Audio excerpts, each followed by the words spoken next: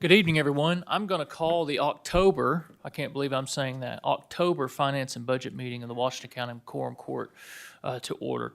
Tonight I've asked a special guest of ours, Dr. Bridget Russell, our County Grants Administrator, to lead us in the prayer and pledge. Dr. Russell, if you will, cue that microphone, please. Hit the button on the right. There you go. Okay. Dear Lord, we come to you tonight in prayerful thanks and with so much on our hearts and minds as a nation, as a community. We pray for those in need and those that are suffering and those in strife. We are thankful for what you've given us, our blessings here in this community. We pray for the meeting tonight and that we will be granted wisdom and patience and remember our hearts and remember our goals. In Jesus' name we pray. Amen. Amen.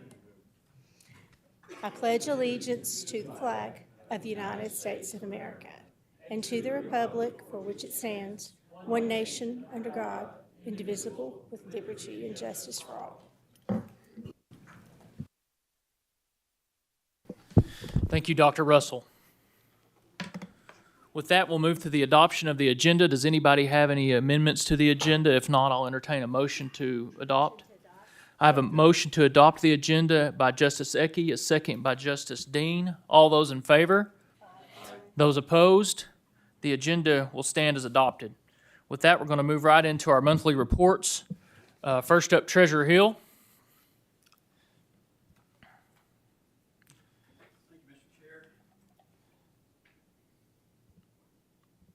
There you go. Good evening, Court. Oh, I know October seems crazy, but for now we're going to talk about September. 4.1, Treasurer Financial Summary. Generally speaking, September is not a big revenue month, but that being said, all balances remain healthy and stable. General and road funds expenditures came in over revenues a little bit. The jail fund revenues came in just a little bit more than expenditures. And at the end of this report, we began September with almost 102 million, ended with just under 100 million in the bank. 4.2, the general property taxes. We received 534,000 in September.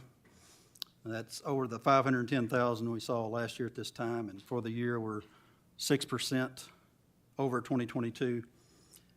And from now until the rest of the year, we have about 9.5 million remaining coming into the general fund, just on property taxes.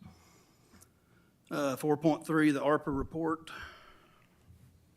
41.6 million obligated, 31.6 expended, and there is 14.8 million left in the ARPA fund.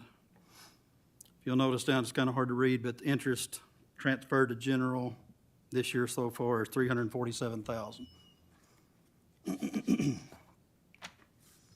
4.4, the 1 cent sales tax brought in 867,000. That's just under 2% growth over last year at this time. If you notice the last 4 months, we're seeing a little trend each month down. Next month maybe jump back up again, just don't know yet. And so for that reason, I'm keeping the sales tax revenues fairly flat for 2024, but almost 8% growth through the year, so we're still doing well. 4.5, the quarter cent jail tax, 1.3 million came in, about 25,000 more than last year, and for year to date, we're 850,000 above 2022. 4.6, don't want everybody to panic when you see those last two figures. This tax is still being collected, but the state will no longer separate this money into a sales tax line item. We get something called the road turnback each month, and they're just going to combine this with that. So like this month we would usually have 300,000 in turnback, and this month we had over 500,000. So they're just throwing it in that bucket. I wish they'd keep it like it is, but they didn't ask my opinion. So, so this will probably be the last time I give this particular report. let's see, finally, 4.7, that's my updated revenue. Depending on when you finalize the budget, I may have because I still haven't got the state numbers from the AAC yet, but I will try to have probably one more update before it's all said and done. And I do want to let y'all know that Assessor Hill did confirm that we will decrease our millage by 0.2. So these revenues here in front of you are based on taking 0.1 from general and 0.1 from road. Now, in November, the court will be able to set this the way you want, but that's how these revenues are based. But even if I took 0.1 from general, we would still get 2 million more next year than what we were receiving this year. So millage is decreasing, but the money is increasing, if that makes any sense. But barring anything unforeseen, numbers look strong for 2024, but you know how the world is. We can't ever tell. That's all I have. Questions for Treasurer Hill? Justice Rio Stafford? Thank you, Judge. Going back to 4.3, the ARPA report, and I apologize because I haven't had a chance to look yet. It looked like we've, did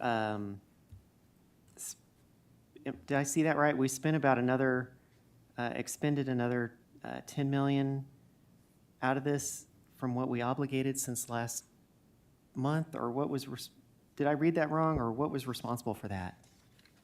The difference, Yeah. it's just,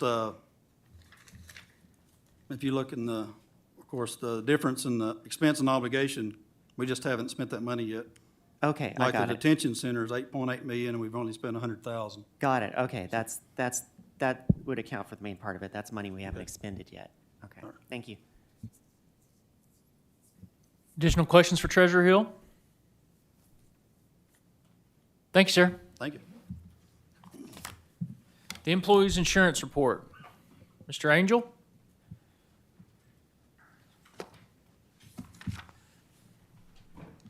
Good evening. All right, I'll jump right in. If you don't mind, I'd like to start with the cash flow. This isn't probably the most fun news I've ever delivered. We had a little bit of an uptick in claims this month. Nothing we weren't prepared for, but you'll see this month we had $733,669 paid out in total cost. Most of the additional there, if you'll look back over to the right, is in the medical claims portion. So this wasn't something that caught us off guard. We knew we had a couple of larger diagnoses that were going to take some money to help treat. So this is the reason that we keep our reserve. We usually, on that other sheet, we keep that reserve, try to keep it between 3 and 3.4 million. That's why. Sometimes we have some of our employees and their dependents who have some more serious health concerns, and that's why that money is there. So if you'll look down at the expected claims versus premiums there in the middle of the page, you'll see we're at 116.83% on our expected. As you all know, the county is self-funded, but we have stop loss, aggregate stop loss on the backside of our plan. So if it does get to 125% of expected claims for the year, that's where we'll cut off and we'll no longer be responsible. The reinsurance company would handle 100% of the claims in network after that. So we hope we don't get there, but if we do, we do have some protection on the backside of the plan, as well as our reserve. Questions for Mr. Angel?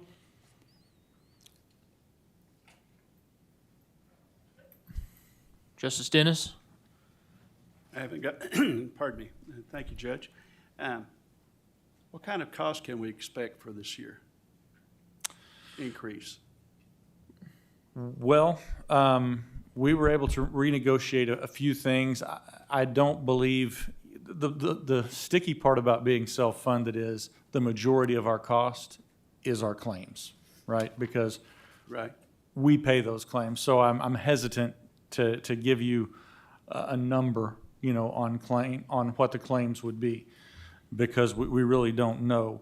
But as for our fixed costs, we ended up with a less than 10% adjustment for next year, which is good.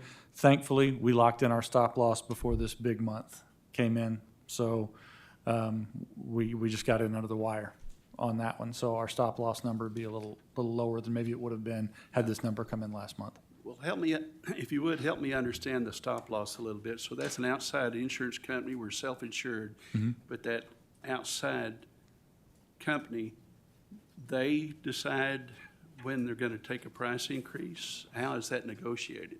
That's negotiated. So basically what we do, we are self-funded, but we're not large enough to be completely self-funded. So we reinsure ourselves on the back end so that just in case we had every month looking like this, we're not out $3 or $4 million at the end of the year, right? So what we're talking about here is aggregate stop loss. So Blue Cross and Blue Shield is our third-party administrator, and we rent their network. So then we go out and actually get this stop loss company, and their underwriters and actuaries look at it, and they say, okay, this is what we think your expected claims are. And then you purchase, or the county purchases a stop loss policy that kicks in if 125% of those expected claims get hit for the year. And at that point, then the county's no longer responsible for paying those claims. The third-party insurer is. So technically, we're partially self-funded. So make it a little bit clearer for me to understand. Why do we use you and don't go straight to Blue Cross Blue Shield? Well, you absolutely could do that. I think there's a few reasons that consultants or brokers are used. Sometimes it's for our understanding of the plan. Sometimes it's so we can negotiate a slightly better deal. I would point back to our PBM contract from last year, our pharmacy benefit. We were able to keep the PBM with Caremark CVS, but use our volume with Caremark CVS to negotiate a lower price for drugs than Washington County was paying and a higher rebate. Okay, all right. That make, I saw that rebate, yes, so. Yes, sir. Is that rebate bigger than what our expense to you is? Or not you, but your company? Most likely, yes, sir. Almost certainly. Yeah, I just, I don't even have to do the math. It is. yeah, I'm just still a little bit gray on it. Not, maybe you can get with me afterwards and explain it to me sometime, but Sure. I just don't quite, if we're self-insured You are. and then but we use you as one insurance company and then use Blue Cross Blue Shield as another income. Oh, I apologize. I don't think I was clear on my communication. I'm not actually an insurance company. I'm a consultant. Blue Cross is the only insurance company involved. Okay, all right. I'm basically your broker. So, That I understand. yes, sir, it's my job to shop the third-party administrator, the pharmacy benefit manager, the reinsurance companies, things like that. So you basically work for the employees and Yes, sir, 100%. I work for the county, the employees. they're staring at you right now. Yes, sir. Okay, so we're gonna have big increases coming up in the 24. Do we need to prepare for that? We did budget for a slightly higher amount for health insurance this year because, again, we knew these things were coming. How the quorum court decides to spread those is totally up to you all. Because it's not really like a fully insured plan where the majority of what you're paying is premium, right? But even at that point, local government tends to cover a very large portion, if not all, of the employee's cost. And of course, with the county, we have several different options for health insurance, but I do not think we're getting to the point where an absorbent amount of the cost would have to be passed forward to the employee, if that answers your question. Well, thank you for your education on it. Thank you. Any other questions for Mr. Angel? Thank you, sir. Sir. And Judge Dennis, I'll leave a card, and if you'd like to reach out to me, I'd be glad to get with you. Next up is Comptroller Story for his monthly report. I want to thank Comptroller Story's dedication. He's not been feeling well today, but he knew how important this meeting is, and so he continues to serve. Appreciate you, sir. Yes, sir. Thank you and good evening, everyone. The first report is the Statement of Operations Summary, expenses by fund and department. As you see every month, we add an extra month to to our rule of thumb. In cell K1, you see 75%. That's through 9 months of the year. If we add 30 days to that, you get to 83% in cell J2. Looking down through the first 8 lines of data, you'll see that only one item, that's the road fund, is about 2% over that rule of thumb of 75%. And I presume that that is a function of just doing more things in the summertime as opposed to the wintertime. Everybody else is below that. Overall, in cell K7, you see that we're 55% actual budget used, and here we are with 3/4 of the year gone, so that's good shape there. When you look down over in column J, you see that nobody is above the 83% rule of thumb that we're looking at. So it looks like everything with respect to the budget is rocking along really nice, and I think that that's a tribute to our management team as far as staying within their budget categories. The other report I have is the unappropriated reserve balance report. This was an unusual month that just about everything that went out came in as either a special event revenue for the sheriff or for grant money coming in. And basically everything, if you look in column G, you down through line 11, you see that everything is a 0, which means what came in is covered what went out. So we're basically at the same position we were at in August.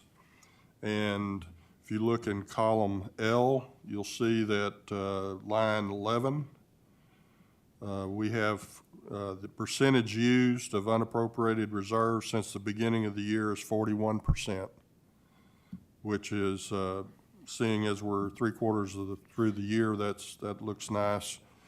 In column M, line 4, you see that our general fund percentage remaining of unappropriated since the beginning of the year is 52%. So again, these are pretty nice statistics from my standpoint.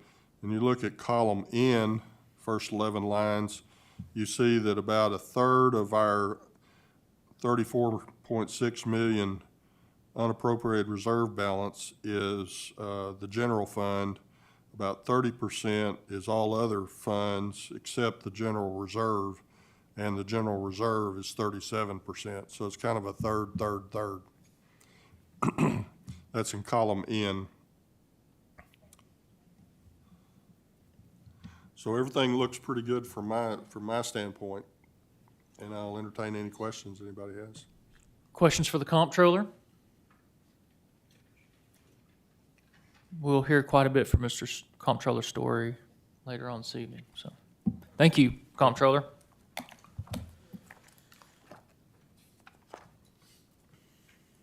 With that, we're going to move into the new business of the meeting. Item number 7, an ordinance recognizing additional revenue in the amount of $101,820 in the Law Enforcement Grant Fund and appropriating said $101,820 from the Law Enforcement Grant Fund to the SCAP FY 2022 budget for 2023. With that, I'm going to open this to questions or motions.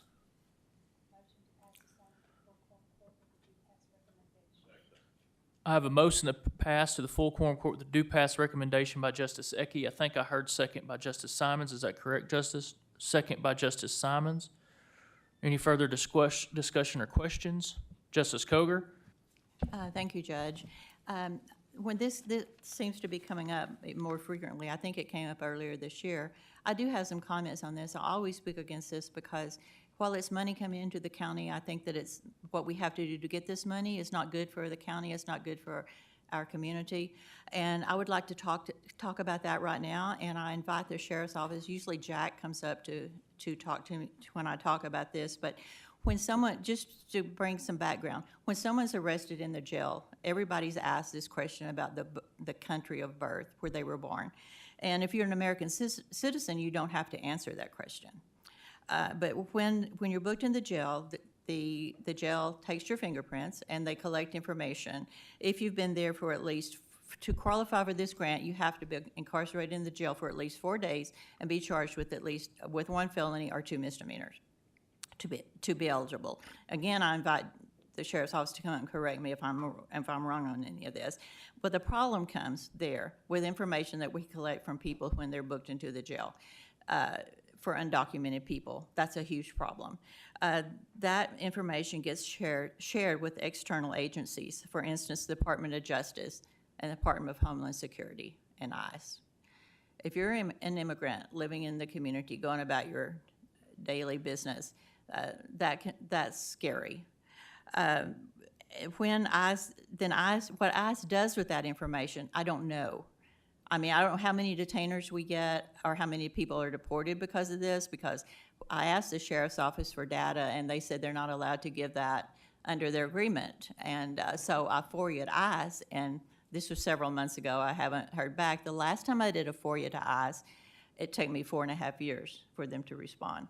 And that was after I had to file an appeal. So that the data on that, I can't sit here and tell you how many are deported, but once the detainer is issued, the Homeland Security ICE makes a determination of what's going to happen to that individual. But based on the information that we had when Sheriff Helder was here, and we had reports every month on 287G, a lot of the people who their first encounter with the justice system came from minor offenses, usually minor traffic offenses.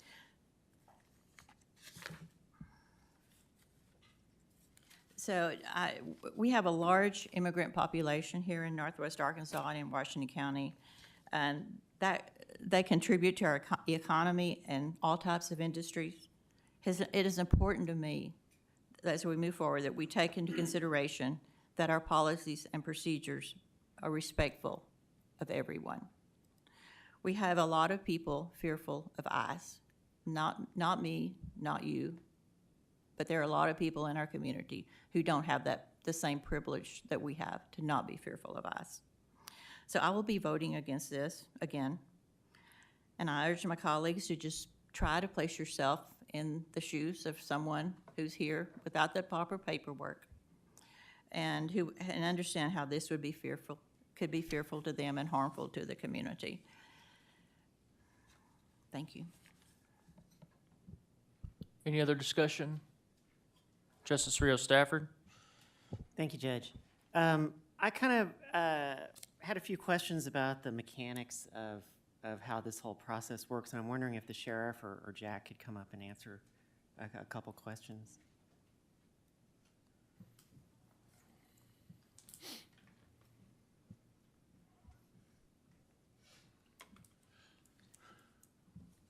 Thank you, Mr. Chairman.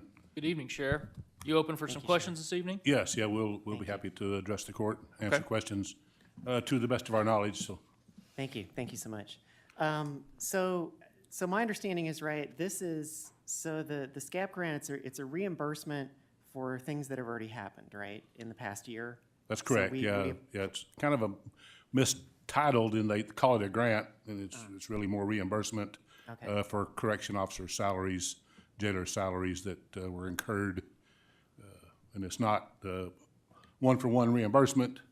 I think the president or through the budget, and the Congress sets aside so much money each year to the Attorney General, and then the Attorney General parcels that out to agencies that apply. I don't know what formula that they use to parcel that out. Okay. And so this is a national grant that goes out to, different counties and agencies Yes, and things like that. I For think who, administered by the right, for U.S. who Attorney General. decides to participate and voluntarily apply for it, right? Yeah, we have for many years now. Actually, that was a question, is do you know how long we've? You know, I don't participated? know, we were talking earlier, maybe 20 years, but maybe not 20 years, but it's been. More than 20 years that we've been applying for this reimbursement grant and receiving it, so. Okay. And do you know kind of percent-wise, like what percent that we end up getting reimbursed for versus what you all calculate as the actual cost that you have put together? Don't know that we've ever Like, calculated that. They pretty much give us what they, sorry. They pretty much give us a sum, and they don't even explain their math. calculations. We submit the data that they request and as part of the grant, and then sometimes a year later, we'll get a check. I see. And So it doesn't come with any kind of explanation. it's some sort of black box calculation that we don't even know how they calculate it. Okay. So, we- This is not public comment time. what was I going to say? So walk me through, if you could. So this covers.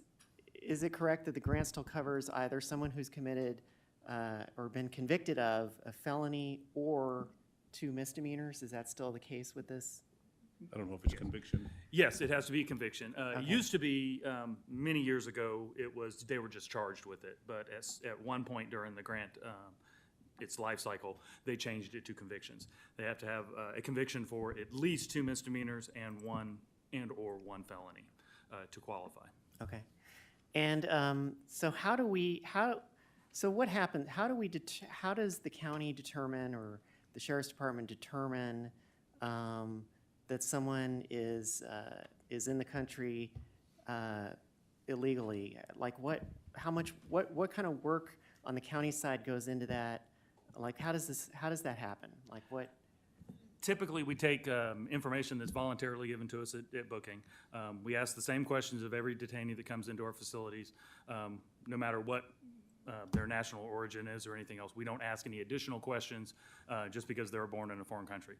One of the questions we ask is, what country were they born in? We basically do our best. We don't know whether they're legal or illegal. We don't have access to that kind of information to be 100% sure.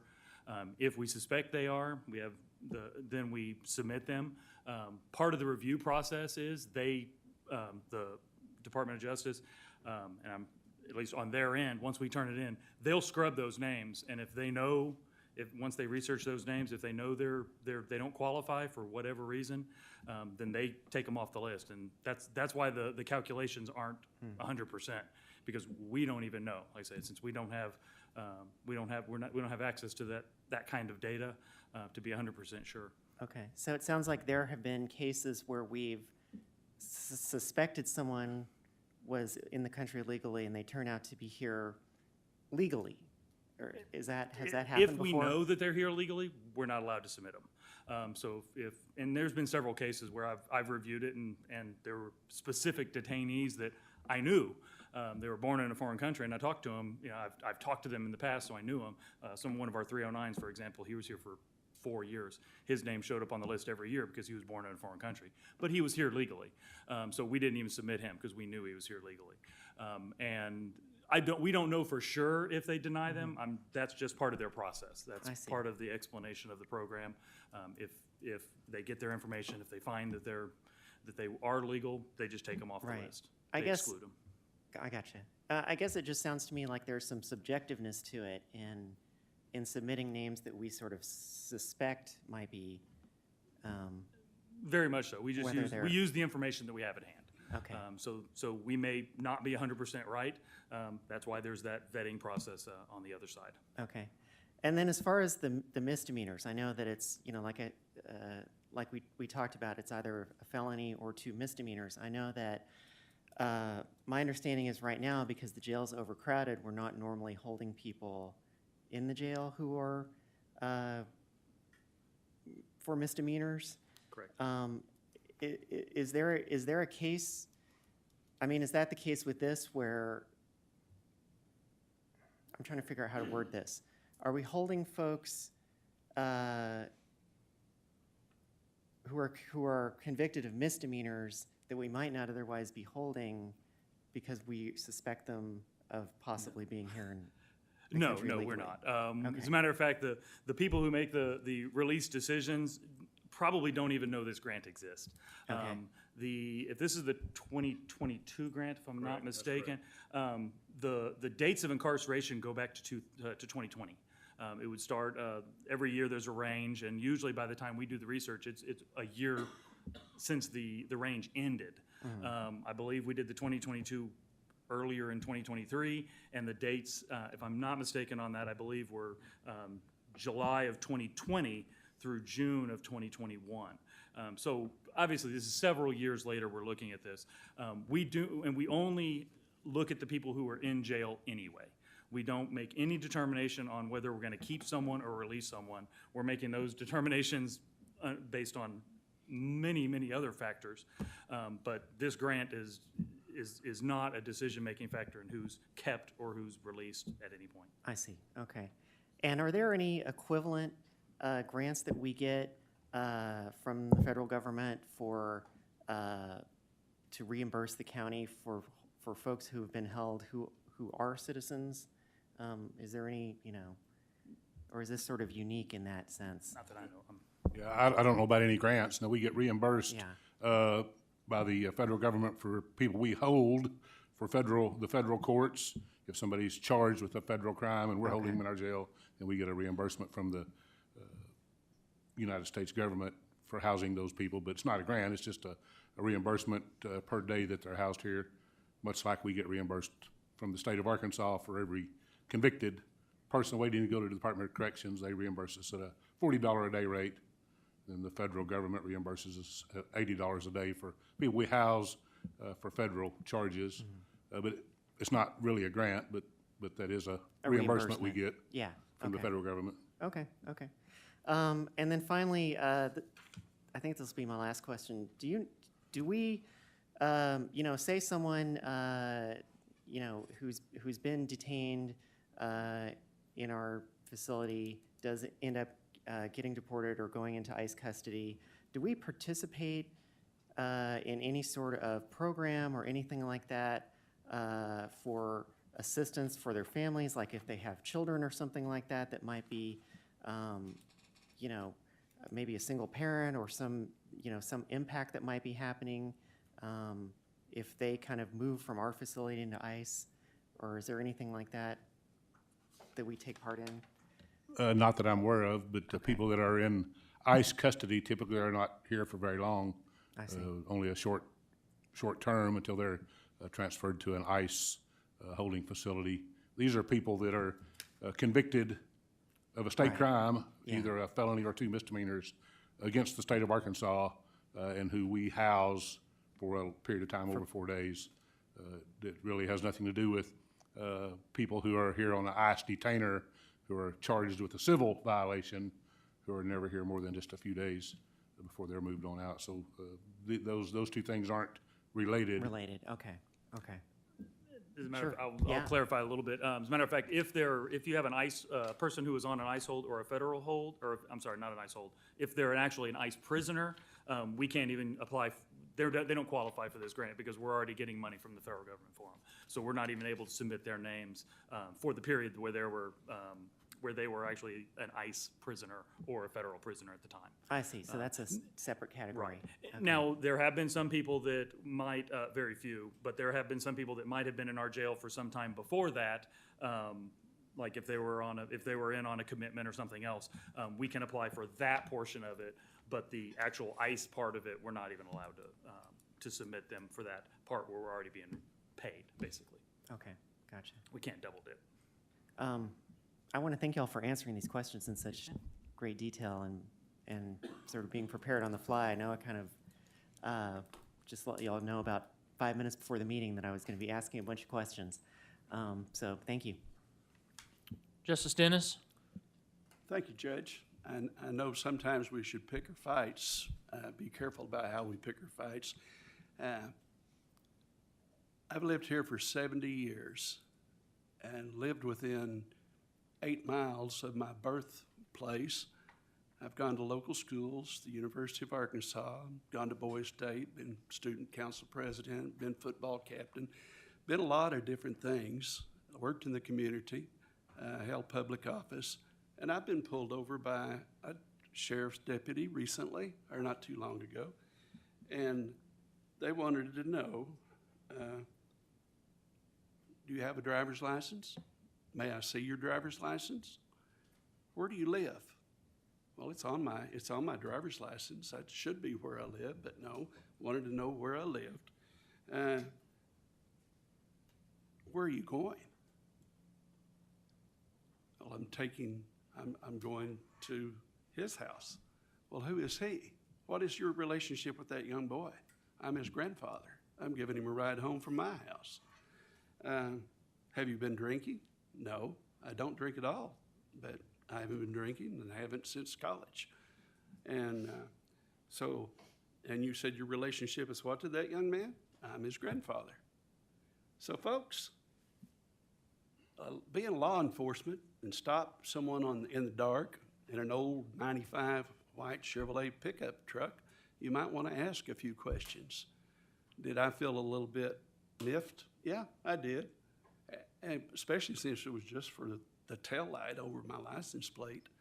But that is against the law. And the next day I went and bought a bulb. And, I could go on and on with different stories, One lady from church, she got pulled over for a ticket, and her grandkids told her the way it was. Grandma, if you can't pay if you can't do the time, then pay the fine. Well, it was over a certain amount because it was in a school zone that she didn't realize was the school zone, and that meant that she had to go to court. She couldn't just pay it. So she not only had to go for trial. You know what? Didn't matter that she was a school principal, retired. She still had to show her driver's license. She had to tell where she lives. She had to tell all these different things. So, welcome to America. I mean, I'm glad you got the grant. I hope you use it well. Thank you for your service. And just let me know when I got a tail light out and I'll fix it. Thank you. Justice Pond? Yes, sir. Thank you, Judge. I've got the discussion's kind of got me curious. This information that ICE receives from you, and then in turn, we might be reimbursed a little money to help support things down at the jail. Can I, as a citizen of Washington County, request that information that ICE receives from you? It's on our webpage. Sure. It's public So, information. But I could get that, and I probably wouldn't give you any money for it, though. Correct. I just wondered, they're not receiving some kind of privileged information. No, If sir. then I'm not. So I'm just trying to make sure that I didn't get the wrong idea about this conversation. They are not receiving information that I can't request and receive for myself. But in turn, they're helping reimburse some of our expenses in the county. I just wanted to make sure I got that right, but and I don't want to give anybody any ideas, and I won't be trying to get that information every time you turn around. Correct, sir. Probably won't be doing one of these FOI lawsuits or anything like that. Thank you. Yes, sir. Justice Ricker?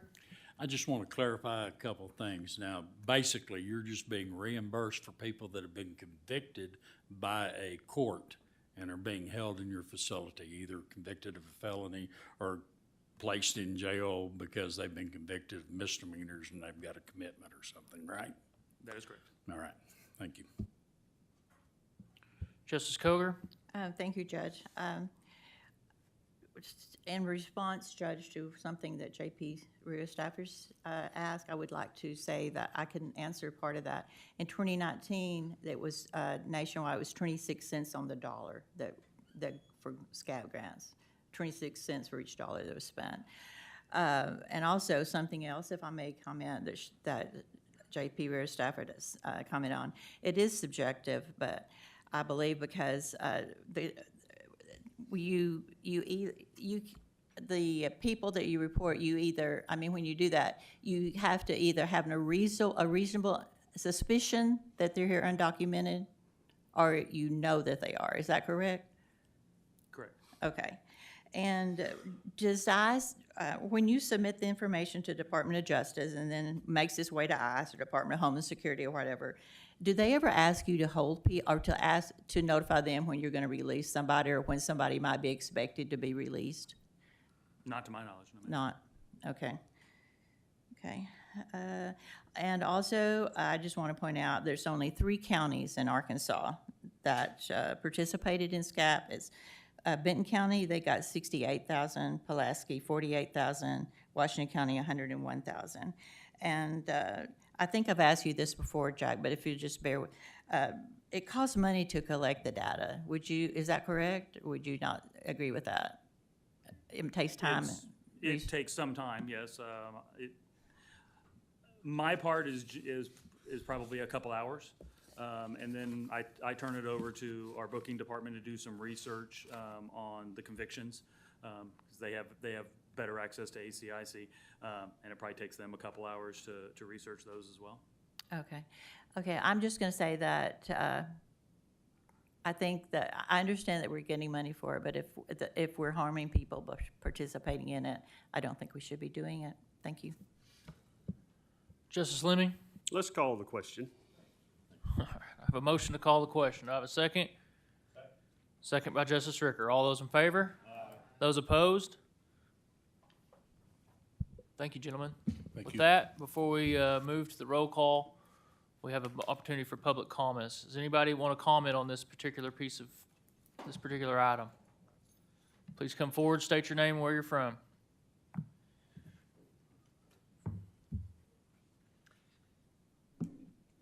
I'm Clint Schneckloth, and I live in East Fayetteville, but I'm from Iowa.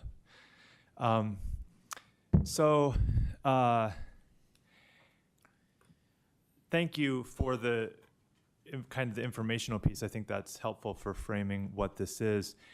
The one thing that it made me think it might be worth the quorum court thinking about this in kind of a bigger perspective, the SCAP funding in particular, is this is one of those unique places where we as a local entity are functioning as an extension of the federal government.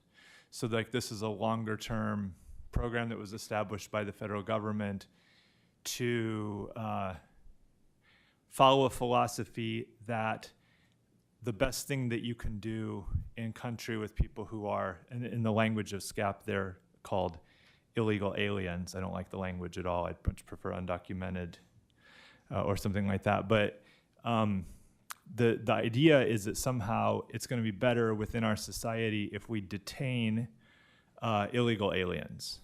And a lot of the data around that actually indicates that that's not actually the best way to handle having undocumented people in the country, that there's a lot of side harm that comes from the various kinds of systems that we have in place to incarcerate people who are undocumented. So here's an interesting moment where I kind of think that the political philosophy or the kind of the perspective of a lot of the people on the quorum court might actually align with my own perspective, but more on the fiscal side of things, which is to say, do you all want the federal government to be using money in this way, in these kinds of wasteful ways that actually don't get the kind of benefits we want, cause side harm within communities? And like, I can give you a lot of direct and specific examples of people I've had to visit at the jail who are here, and probably the county has been reimbursed for, but it ends up separating families. It ends up holding people longer than they need to be held. Part of the build of SCAP is that you only get reimbursed SCAP funds if somebody's held in your jail for over X number of days. So it systemically builds within the system the desire systemically to retain people longer. Not that the individual that was speaking before, I'm sorry, I don't know I never met the guy that was sitting right here before, so I didn't learn his name, but not that he is specifically doing that, but the system kind of builds that out of that it Thank you, wants to sir. hold Your people time has longer. expired. I Oh, okay. appreciate it. What Public was my comments. time? 3 minutes. Oh, okay. Your time's expired. Public comments. With that, Ms. Myra, Ms. Myra, wow, I've just rewound about 6 months. Ms. Mason, will you please call the roll? David Wilson? Yes. Sean Simons? Lisa Ecke? Yes. Charles Dean? Yes, Chandra Washington? Beth Koger? No. Robert Dennis? Yes. Evelyn Rios Stafford? Willie Lemming? Yes. Gary Ricker? Yes, ma'am. Butch Pond? That motion passes.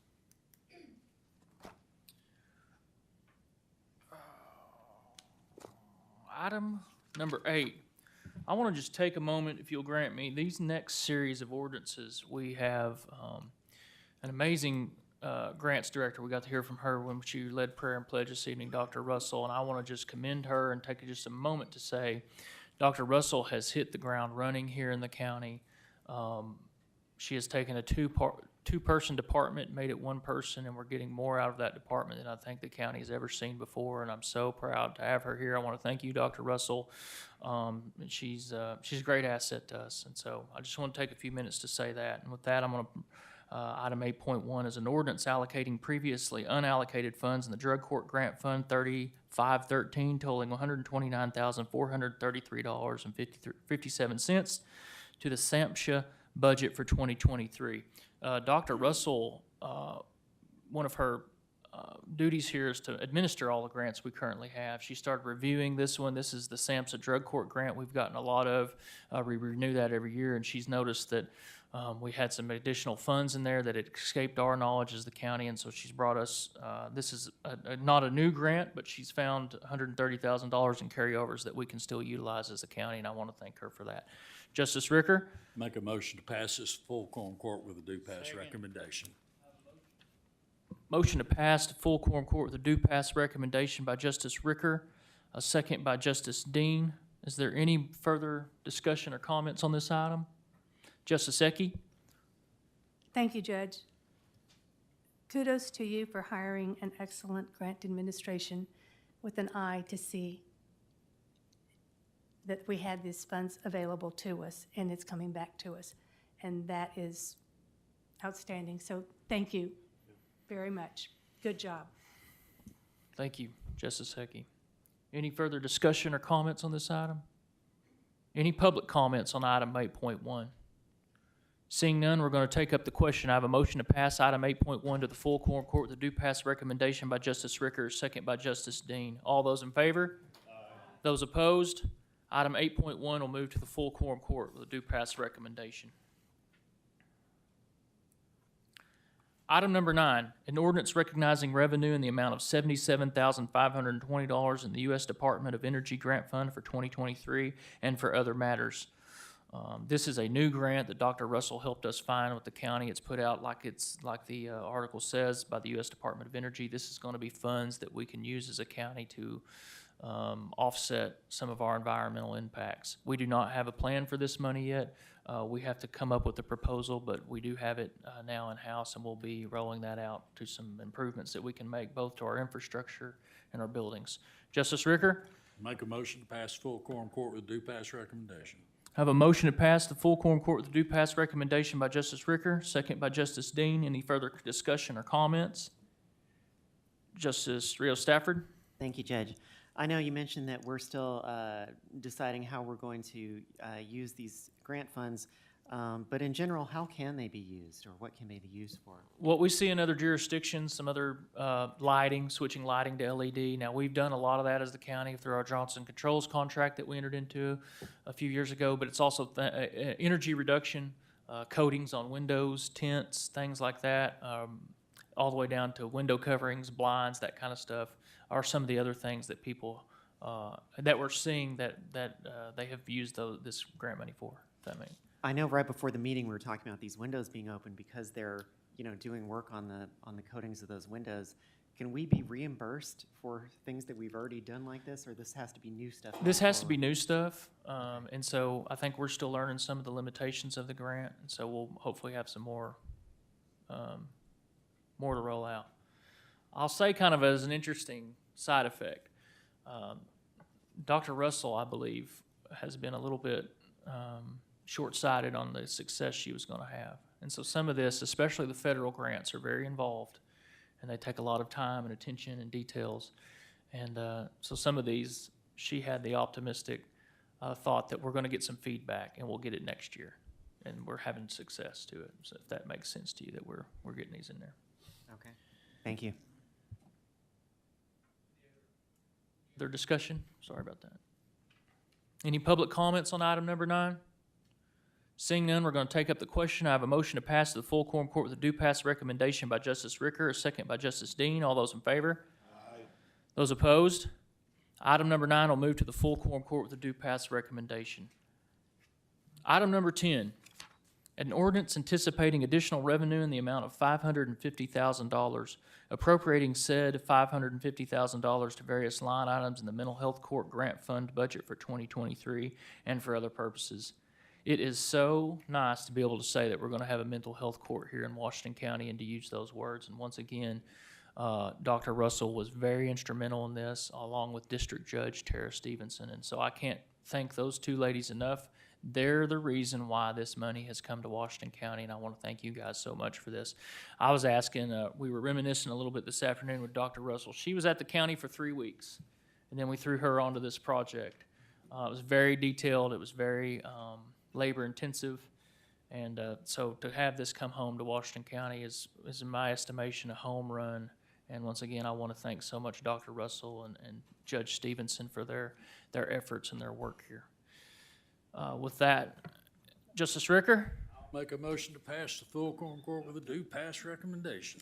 Motion to pass the full quorum court with a do pass recommendation by Justice Ricker, a second by Justice Dean. Any further discussion or comments? Justice Rios Stafford? Thank you, Judge. I'm very much in favor of this mental health court, and I'm excited about it as well. I think this is a place where we can all come to an agreement that this is going to definitely be a big benefit to our county. It's a game changer, for sure. Questions or comments? Any public comments on item number 10? Seeing none, we're going to take up the question. I have a motion to pass item number 10 to the full quorum court with a do pass recommendation by Justice Ricker, a second by Justice Dean. All those in favor? Aye. Those opposed? Item number 10 will move to the full quorum court. Item number 11, an ordinance anticipating additional revenue in the amount of $2,878.88 in the Law Enforcement Grant Fund and appropriating $2,878.88 from the Law Enforcement Grant Fund to the Leahy Bulletproof Vest budget for 2023. Another grant that Dr. Russell helped us identify since she's been here. The Sheriff's Department, as you guys know, rotates their bulletproof vests out regularly. So this is a grant that's going to help us offset some of those ongoing costs. And once again, glad that we could ID it and glad we could get it here. Justice Ricker? Make a motion to pass the full quorum court with a do pass, and we need all the help on bulletproof vest we can get. Motion to pass the full quorum court with a do pass recommendation by Justice Ricker, a second by Justice Dean. Any further comments or discussion on item number 10? Any public comments on item number 10? Seeing none, we're going to take up the question. I have a motion to pass item number 11.1 to the full quorum court with a do pass recommendation by Justice Ricker, a second by Justice Dean. All those in favor? Aye. Those opposed?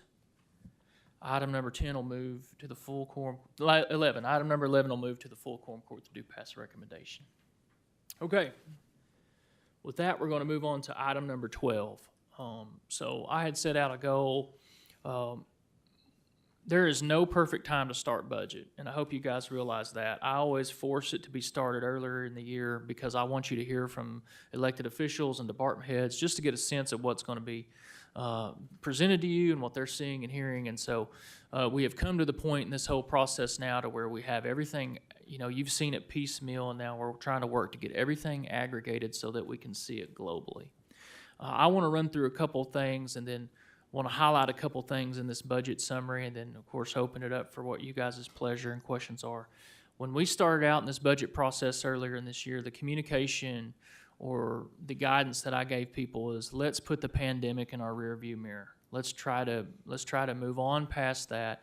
Let's identify what we want to do in our county, keeping in mind that we are exploding with growth and we have all these challenges. How do we want to present our budgets? Where do we want to make investments so that we're planning for the future, not just, we want to set ourselves up for the fiscal year of 2024, but how can we continue to serving the citizens for years to come? And so that's kind of the background of the budgets that you see. With that being said, I would like to say we are in good shape as a county financially. We are in strong shape. We have issues that a lot of other counties do not have just because of our strong fiscal position. That being said, we are seeing numbers that are very high. Right now, I believe the budget sits at a total budget of around $112 million. Comparatively from last year, last year's budget was 97. That would be an historic amount of money to spend as a county. And so that gives us our first, I think, reality check when we sit around this horseshoe or when we're in the offices talking about this budget. Most predominantly, the one thing we're running into is our general fund. Our general fund is taking a huge hit in this budget, and we have some very difficult decisions to make about that. What we are showing at what would be the unbudgeted general fund balance is pretty concerning with this budget, and so I want to start with that. Treasurer Hill has always, I trust Treasurer Hill's guidance when he speaks to me about the budget. He's been here in the county for a long time. He's seen the good and the bad and the ugly. The limit that he said makes him comfortable in unbudgeted funds is $3 million. That number's been bouncing around while we work on this budget, anywhere from $1 million to tonight you're going to see something that's even below $500,000. So that's something that we really need to keep our eyes on and understand. We have seen some very historic adjustments in this county. We've discussed some of those with you, some of those being our property insurance. The election commission, when you look at that budget, it's going to have a big year next year. A presidential election year is always, costly. But we also have seen significant increases to plan for in our health insurance fund. Our property insurance is way up. So I say all that to say, when I'm looking through the budget, I do not see anything that I think is egregious or excessive. Not that we would expect anybody to do that, but what I'm saying is it's hard to concentrate down on one item that I think we could whittle away at, which makes your jobs even that much harder. I will say there's a couple of assumptions built into this budget that I want you guys to be well aware of. The first one being those health insurance costs, the increases that we're budgeting for next year are $745,000. I have budgeted in this budget, I have tried to I would like to consume that as the county if we can. Because what we understand is we give our employees well-deserved and modest raises, but if we eat that all up on the back end by charging more in health insurance, that makes it difficult on our employees. I'd like to thank all of our employees. I think we've been through some very incredibly difficult years, and I think they've stepped up and really been there for us as a county, and so I'd like to reward them. Kind of in that same vein, we have built in a 4% COLA for all of our county employees. So that's in this budget right now, in these final numbers, these bottom line numbers, if you will, is a 4% COLA. And of course, there's always a lot of discussion around that. We're trying to do as much as we can with what we think we can afford as the county. I would always love to see that number higher, but we're consuming what we can at this point. Finally, what I would say is, regardless of how comfortable we get with this budget, we've also been warned that this kind of growth is unsustainable. We cannot do this year over year as a county. This cannot be our new baseline. So if we want to look at this as an adjustment year, and maybe we've consumed some of the larger adjustments in terms of the fixed costs that we can't control as the county, insurance and that type of thing, this is not something that we could do again year over year over year. And so I prelude everything by just giving you that on the front end. With that, Comptroller Story, what's your vision for this evening? Would you like to come up and run the mouse or go over some things? I'm gonna be over at the other station. Okay. I'm ready to transition to that if you guys are.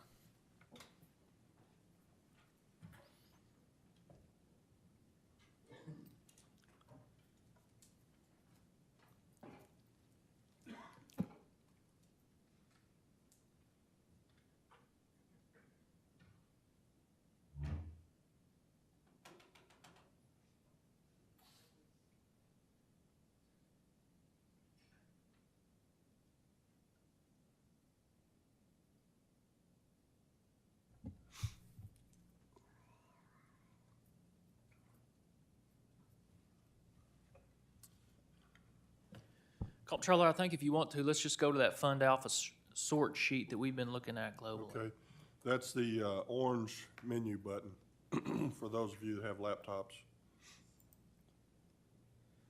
So I'll just start by saying this is the sheet we've been spending most of our time with over the last couple weeks. This brings everything back together globally as a county, all the budgets that were submitted. What Comptroller Story's done for us is if you scroll down, there's a subheading where he's at right now, which is that row. What row is at the bottom there, sir? Where it says the general fund only, is that row? General fund, row 64. So there's a subtotal right there on row 64. And so all the agenda items above this impact general fund.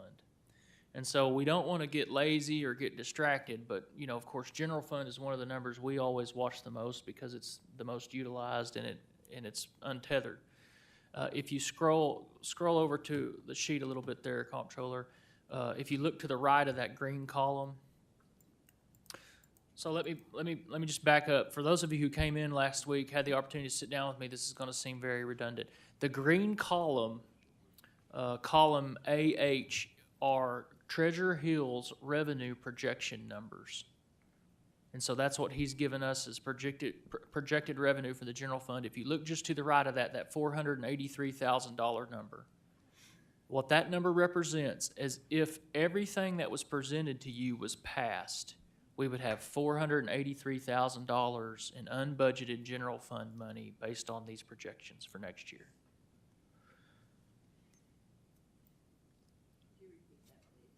Yeah, that $483,000. So what that essentially does is that takes the total number, 54 million in the green column, and subtracts that number in column is at AD, and that leaves us with $483,000. That's razor thin. Now historically, my mind gets foggy. I have not looked this up. I think last year we had about 4 million. And we put some in our reserve account, like our rainy day savings account. So if this were to pass right now, there is, of course, no possibility of that happening whatsoever. We would be operating up to our limits. And this gets back to what I've shared with some of you guys when you come in to meet. This is where we need your help. If we've said this budgets are what we need for next year, we need you guys to help keep us fiscally disciplined, assuming we can go forward with anything that looks like this whatsoever. We will not have the flexibility that we've had in previous years to fund things throughout the year. I've also said this, I've been critical of this process. It's never the budget that gets us in trouble every year. It's the 1,000 things that come up throughout the year that we start spending money on out of the general fund that nobody, and of course some of those are unforeseen. I'm not saying that can't come up. There's lots of things that could be unforeseen in the county, but we really need to be assuming that anything like this budget goes forward, we need to be very fiscally disciplined throughout the year and keep up with where we're at. Comptroller, if you'll go all the way down to the end of the sheet. This next section has a lot of revenue projection numbers in it. These are all the particular revenue sources that we have as the county who are basically shackled to certain things. So those revenue sources are dictated by law or some other thing about what those revenue sources can can be spent on. So you can see at the very end of that particular section's in much better shape. It has a excess, if you will, of $47 million, but once again, those funds are locked into whatever their particular purpose is used for.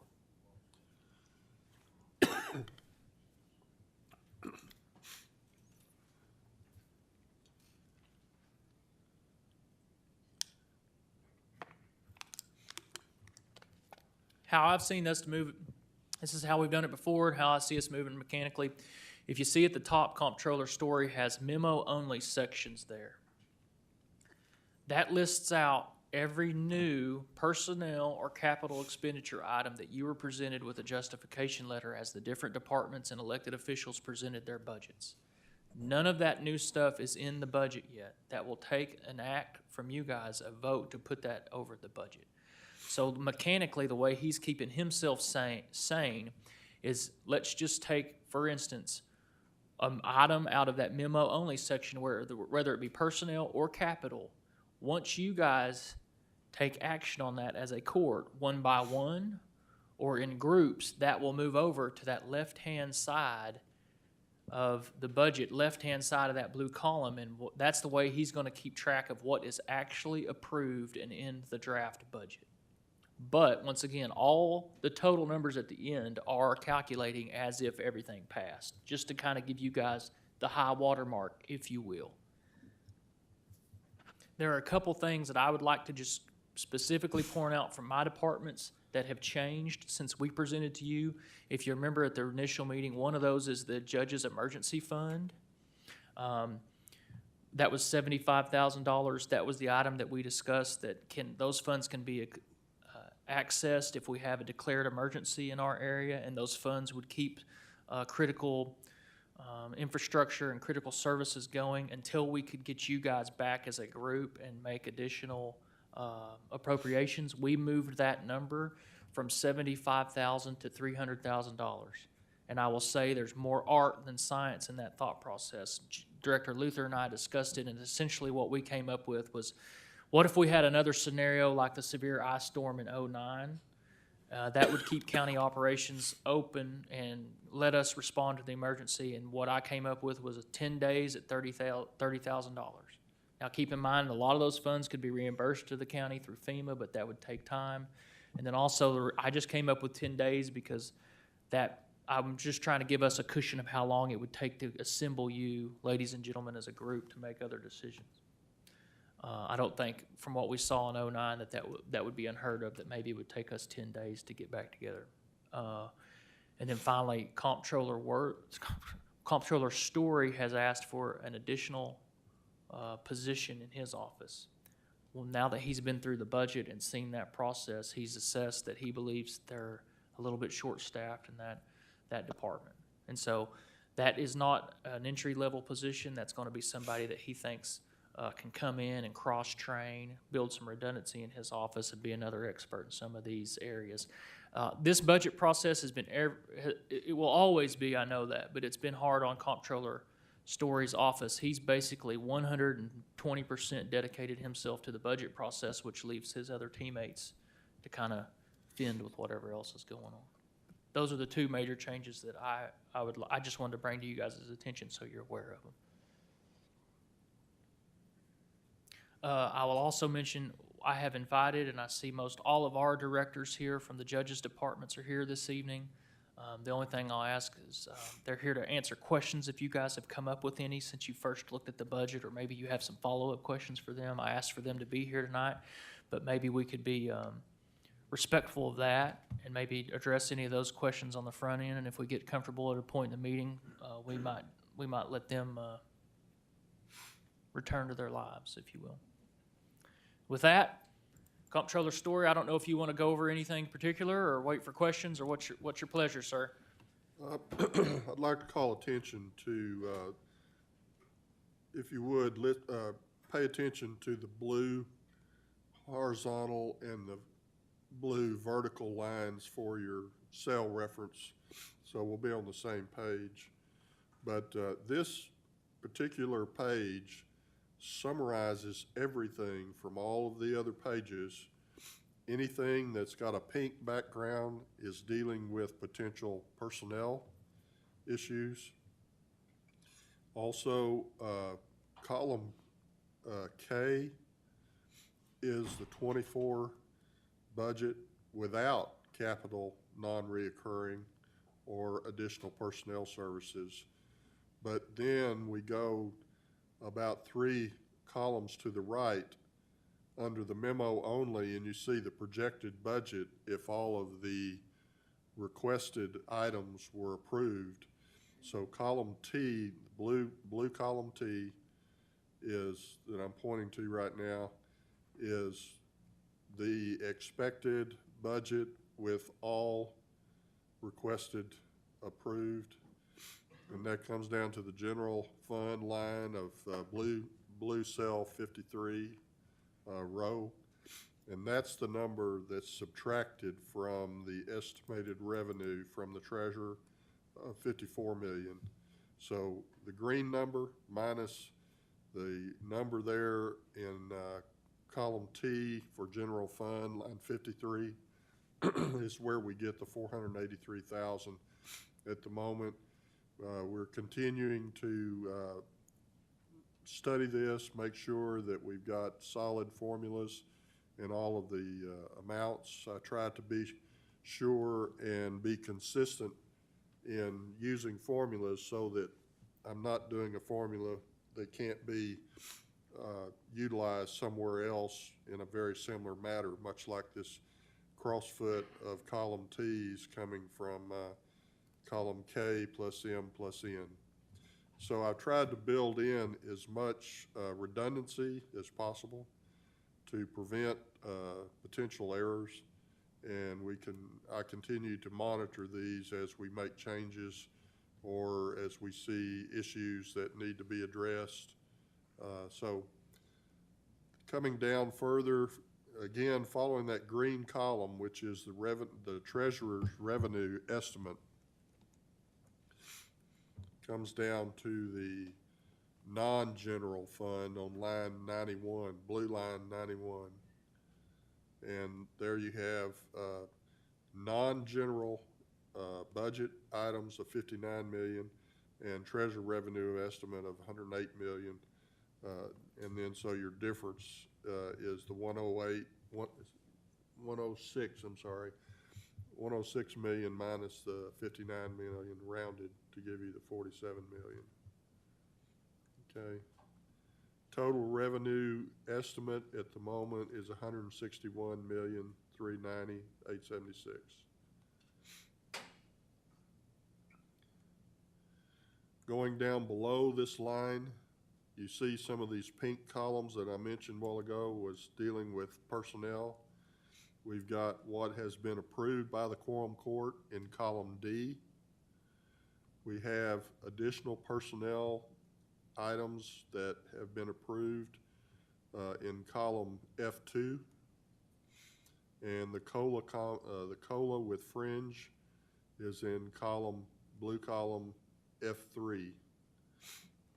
Okay. So notice that there's another pink column over there, and that's in the memo only, and that's for the quorum court to make a decision on. All of those pink columns kind of meld together on line blue line 100, and they come totaling over here in column E, and comes down to a total at the bottom, which at the moment says that, looking at the yellow shaded area, line item blue line 145, that sheriff jail with step and raises included for 2023 was at 50% of the total personnel cost with fringe. And just so as an example, and then in blue column F1, it's showing as 48% for everything that's been requested this year. Everything totaling up to 100% in both of those columns, blue line 145 down to blue line 149. So there's your total personnel cost. Just up above that, I've done some matrix where you can look at, for instance, sheriff at blue line 115, along with jail operations, to get total sheriff for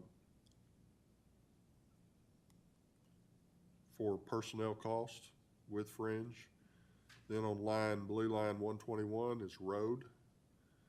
And that, you can follow that across, and that all is looking at a percentage over in blue column K of what it is to the estimated budget as is right now. So those are numbers you can look at your leisure to see how they fall out, and if you have any questions, I'll be more than happy to handle that. Down in the lower right column of this spreadsheet, which is blue line 145, down to blue line 149 over in column L2, is the difference between personnel cost this year and estimated personnel cost in 2024, totaling up to $6.7 million on line 149, column L2. So all in all, I think we'll spend most of our time looking at the numbers on this particular spreadsheet to identify areas of concern that we want to drill down into. Notice that you've got columns over here, like in column A1, of the different departments. They are all underlined. If you click on one of those, it will take you to that page for you to look more specifically at where these numbers are coming from. So I think that's all I have right at the moment. Judge, if you have any other questions, or anybody. Justice Hickey? Thank you, Judge. Director Story, this does include unfilled positions. It includes unfilled positions at first quartile. At the first quartile. First quartile amount from our salary schedule. Okay. Did any of the directors or electeds turn in, I guess this would be an HR question, how many unfilled positions do we have in each department I that don't have that those funds in myself. there? I don't have that particular information. We can get it for you. Would that have an impact on the budget? Well, there are positions that are unfilled and are budgeted, and yet remember that at the end of each quarter, we take a look at all full-time salaries, and we claw back to unappropriated reserve funds those salaries that maybe were not used or that were not used during Correct. that quarter. And I think we all agreed that we preferred to have it budgeted and then have the quarterly sweep back into general rather than having them Yes. come back and request from the quorum court to fill these positions. That definitely Is that limits correct? it limits the amount of ordinances we have to have for picking up what in some cases very small amounts. If we have a target and unappropriated reserves that Treasurer Hill says, this is what I feel comfortable with, anything below that? I mean, when I saw this, I was aghast. That's too low. We as a county cannot have unappropriated reserves below or where they are right now. I think it is the responsibility of everybody to go back and really look at their budgets. And I do ask that everybody, all elected officials, look at their budgets carefully, ensuring that it has 2024 budget included in your personnel requests. Because sometimes you get a 2023 raise, but it doesn't transfer to 2024. And I'm asking y'all to do due diligence to make sure we don't have mistakes, $500,000, $1 million mistakes, $2 million mistakes. Oops, sorry, it was an oversight. No, now's the time to make sure that every budget is correct. And I don't like chastising anybody, but it's difficult when there are oversights and you come back to us and then having to justify it and to give you the ask. I feel like it's our responsibility to fund county government, but we also have to be wise with the reserves. So I'm asking for y'all's help. Thank you, Judge.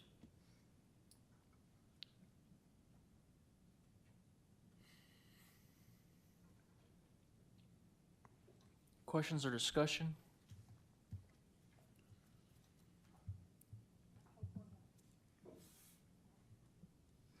Justice Ecke? Thank you. You're talking about baseline number earlier. Do we know what that baseline number would be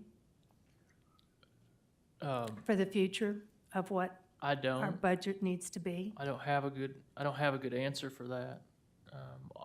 I guess what I meant by that was we cannot grow at this rate every No. year and expect to keep doing this. Now, I will say that we've been told even through some of those fixed costs that I think this is an adjustment year for everybody. I don't care what industry you're in or whatever, or 2024 when everybody's looking at their budgets. I think everybody's trying to. Sure, it's an inflationary Yep. time. So I don't have the baseline. What I'm saying is we can't get comfortable to grow at this rate as a county and think that this is sustainable into the future years that we're going I to see. agree. I agree. Thank you, sir. Justice Rios Stafford, cues them in order on the, did you turn your mic back off? Okay, Justice Rios Stafford. Thank you. I guess two questions that came up to me is, and maybe I missed it when we were going through this. So we have the unbudgeted general fund, which I think we all agree it looks very tight and it makes probably all of us nervous. But there's also the general reserve fund.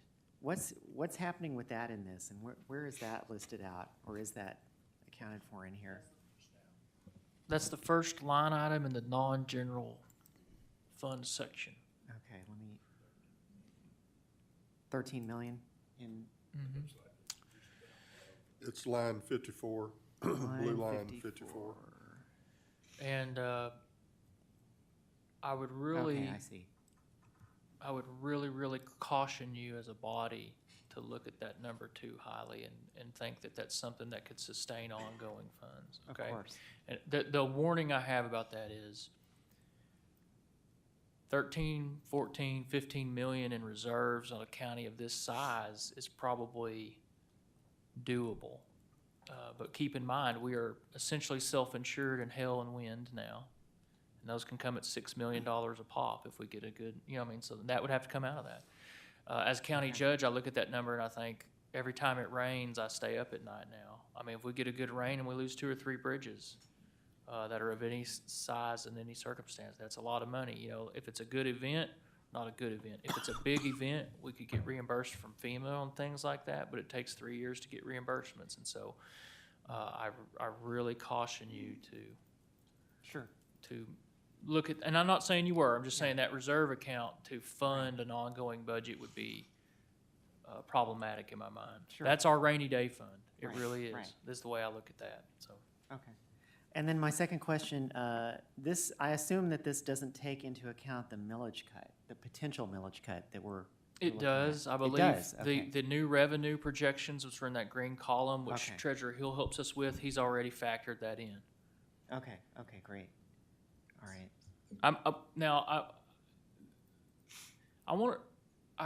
I can't appreciate enough how just tweaking this budget a little bit takes comptroller story, this is a very sophisticated worksheet now, right? Yeah. And so what I'm saying is, you might still see these numbers bouncing around, and I don't know that that should concern you if they're small. I mean, what I'm saying is, once he's doing refinements and stuff, those numbers have bounced around over the last few days as he's worked on this. And so, Okay. but like I said in my email the other day, we're trying to get you guys to where we're at least in the ballpark to where we could have solid discussions on this.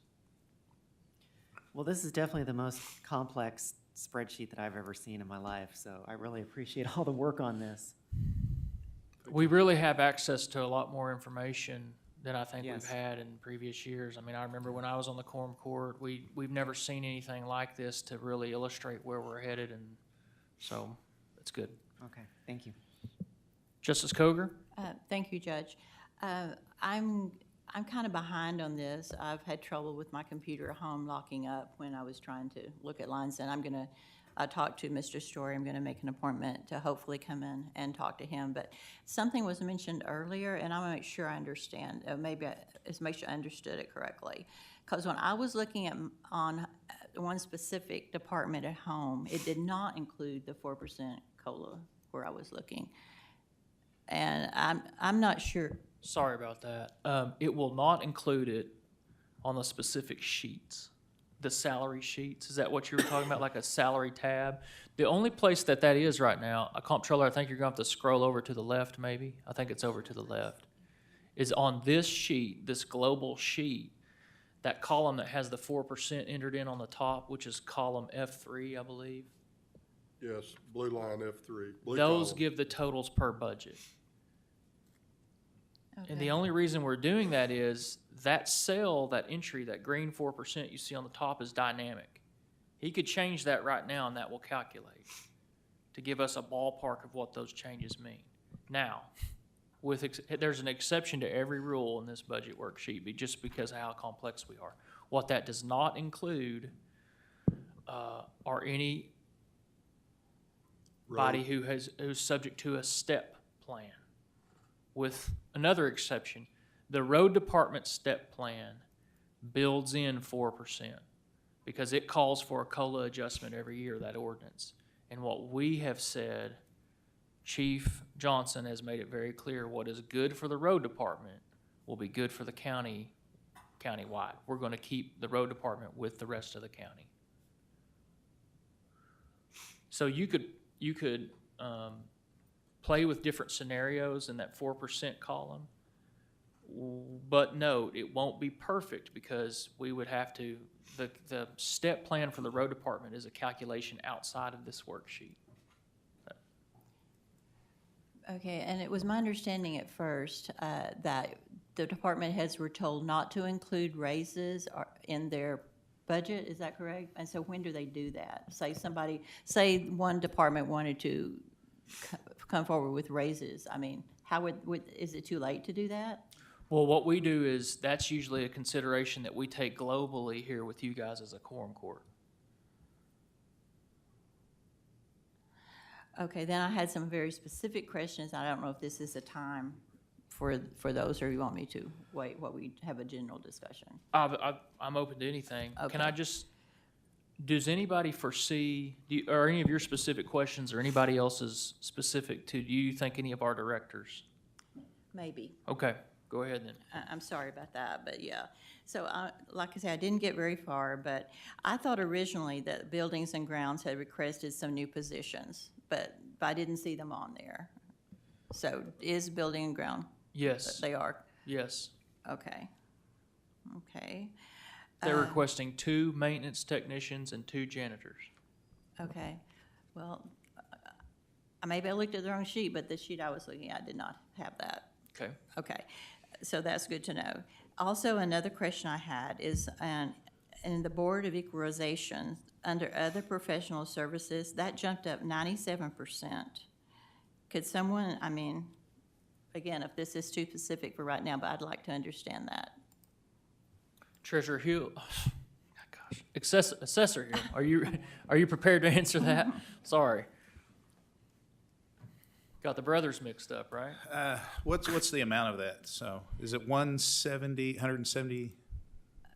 Well, it was I didn't write it Yeah, down. it's our imagery. That's our imagery contract. We went from, when I did our budget presentation for the assessor's office, part of that was our imagery.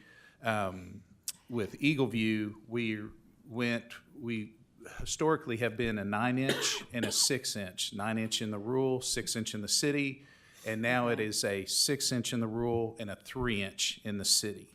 And so we're getting better resolution with the imagery. Okay, I'm And sorry, that- I do remember, I Okay. remember all that, and I was very That's- impressed yeah. with that, but Now, I didn't. if you look at that and compare it with the line item above that, our county reappraisal dropped $100 and something thousand. So that was a drop there. So it kind of balanced out.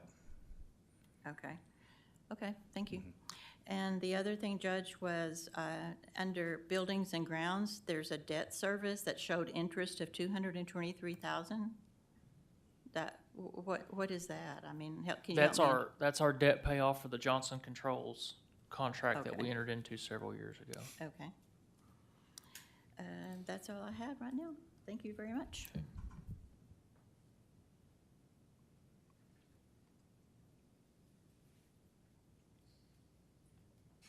I'm sure this is riveting, but I'm going to tell my department heads that if you guys have more exciting places to be this evening, I would welcome you to join that. I can't believe you would have anywhere more exciting to be here than here, but. I've been thrown out of better places.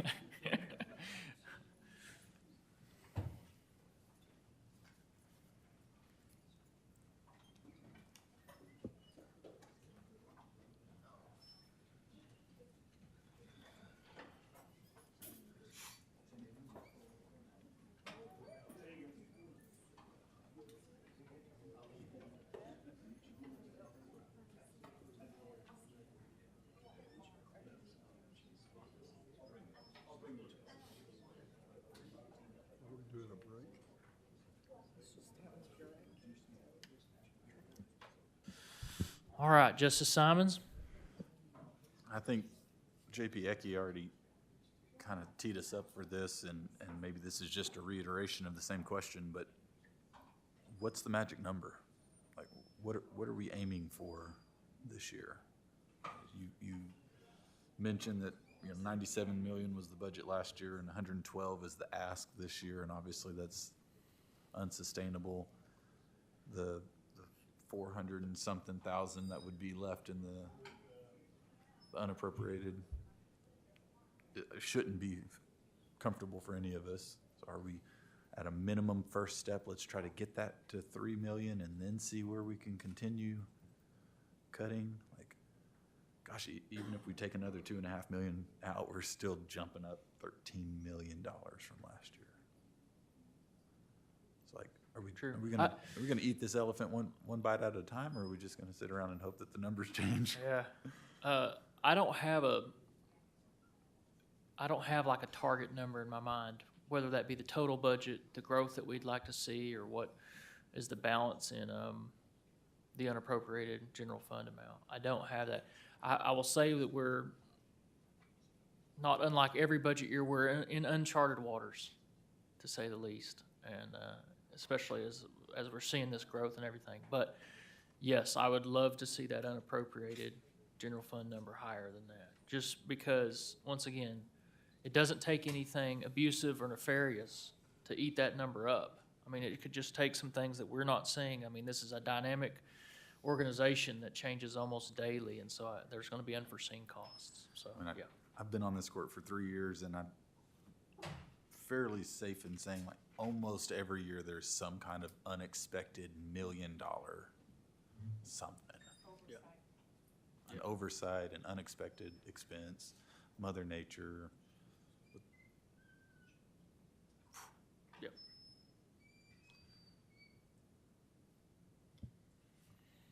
Justice Leming? Thank you, Judge. Mr. Story, are there any way to tell on this sheet's capital improvements, just a number of how much money that we want to spend? Yes, sir. I believe if you would look on this fund name page, category totals, fund name page, over here in column N, blue, column N. These numbers here are what's being requested for capital non-reoccurring. For the general fund, it's 1,042,000, some change. And for the non-reoccurring, it's 2.458 million. So So the total. 2,596, is that what you're saying? No, that's One line million. 91, blue line 91 and column N. Let me go down a little further. That's 2.458 million there.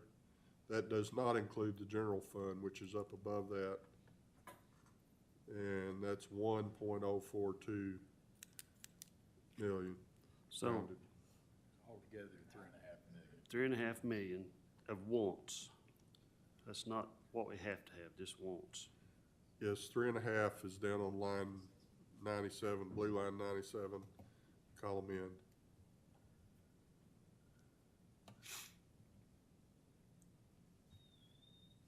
Because Mr. Story, that's some of that stuff I was asking you about that I never did receive is the documents to back all that up. Some of that, I'm sorry, I didn't quite understand. some of that documents to back all the wants up, has justification letters. Yes, we have justification letters on all those. If you notice, most, if not all, of the line items in that column have an underline under them. You can click on those and it will take you to the justification document. Is there any way that I can get a copy of those and put them in my folder? Because when I'm running scrapers or driving down the road going somewhere, I can't run a computer very easily. And that's kind of what I've talked about in the past. I really want it in black and white so I can study it when I have time. Yes, sir. We can get those for you.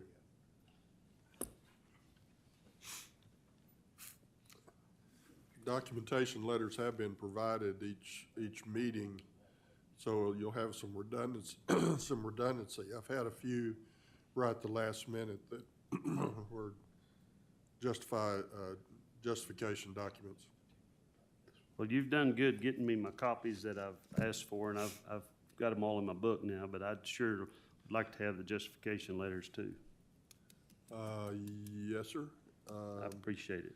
I checked the roll to make sure which dates you were not in attendance and made sure you got those justification docs for that period of time. Yeah, I got. Otherwise, they should. Well, I have been didn't get no handed out. justifications in there. I've just got all the reports and everything. But I didn't get no letters to Okay. spell out the justification of why, what, and when. Okay. Judge, do we still have request at the road department for 10 new employees and a new paver and 4 new trucks and? Yes, sir. If you look up on the line item in the road department, can you scroll up to that comptroller Oh, I'm story to the sorry. road department? You'll see those two asks there. There they are. I think we've just blew past them. Oh, never mind. I'm sorry. Which way You do I need to go? The road department area. There it is, There there they it are. is. Yeah, I thought it was up this way. Those are not alphabetized because of the need to compare funds for the revenue estimate for all the non-general departments. So here, blue line 59 is the road. Have a salaries column there. If you need to look at the salaries and then this follow is, that across. this will be a great example if you'll scroll on over, comptroller, to the right. So keep in mind, anything in this section is funded directly by its own funding source. Any changes in this bottom section won't help us with our general fund number. So like the road department here, you can see Treasurer Hill has in his green column a revenue of that half-cent sales tax of, I think that's 18 million. 18.9. And so what this tells you is even if we passed all the new personnel and equipment, we would still have north of 2 million in excess revenue that we're getting off of that particular account. I'm just using this one. You could look through any of those in this section, and that's what that would tell you. This color coding that's in these two columns here is identifying multiple departments that fit within a fund. As in the road, as an example, you've got the road half-cent tax, and the road additional fuel tax that all is comparable to the 18.9 million of revenue estimate. And that number, the green number minus the sum of those right there in the road line items gives you the 2.196 million remaining unbudgeted if everything were to pass. Well, we just take the pay raises out of that and they'll take care of that.